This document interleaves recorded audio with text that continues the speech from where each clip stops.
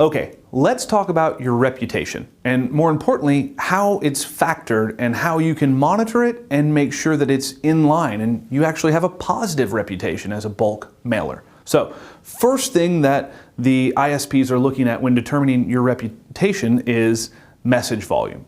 And not exactly how much you're sending, but how consistent are you with your volume? Are you sending spikes of tons of mail? So are you hitting massive highs and then going for long periods of time with sending little to no mail? Really what ISPs want to see in a consistent and high quality reputation mailer is a nice even flow. Now you can see some waves in there, but really they want to see that you're consistently and over a long period of time sending an average number of emails, right? You're sending an average number of emails to the same people and next, a solid delivery rate. So inbox and delivery rate. How much of the email that you're sending is actually getting through? How much of that email is getting through filters? And what is your blacklist status? So looking at some benchmarking metrics, your message volume. Again, that doesn't matter. There's no benchmark on the number of emails that you should be sending. What I would do is talk to your email service provider about the number of emails you're sending based on the number of dedicated IP addresses you have that are originating that email. But we can talk about that a little bit more in your technical or infrastructure setup. But really, your message volume is more about consistency, making sure that you're sending a consistent number of emails and that there aren't big gaps or big inconsistencies in the number of emails you're sending as a mass mailer, right? You want to see right as rain, steady as the mail, consistent message volume.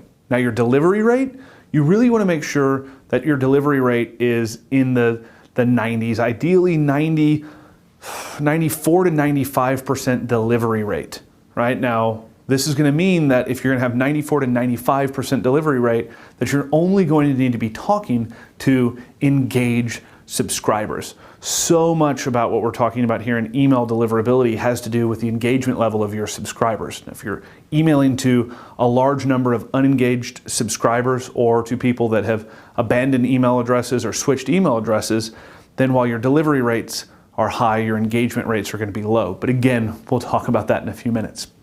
Now, your blacklist status. This is very important. You need to be clear and clean of any blacklists for both your IP and your domain for the last 6 months, right? At least 6 weeks, ideally 6 months. Now, there are 12 major blacklist sites. Those are the ones I'm talking about. If you hit some of the smaller ones, don't worry, that happens.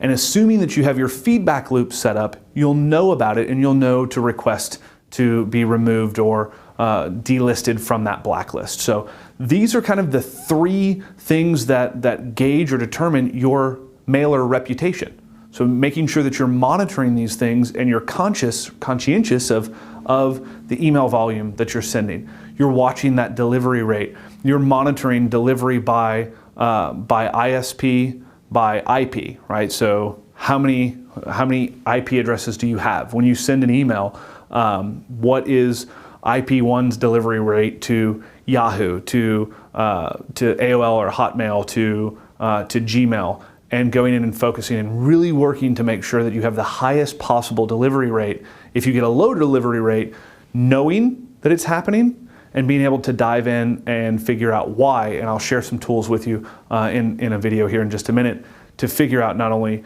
or to tell you how to track that and to figure out why it's happening. And then the blacklist, and really blacklist is a lot about your list building. How are you doing list building? How are you doing indoctrination? And more importantly, re-engagement.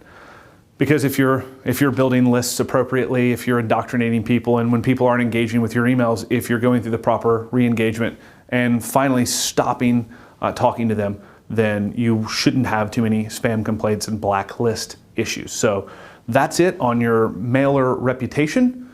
Let's dive in the next video to your sender infrastructure.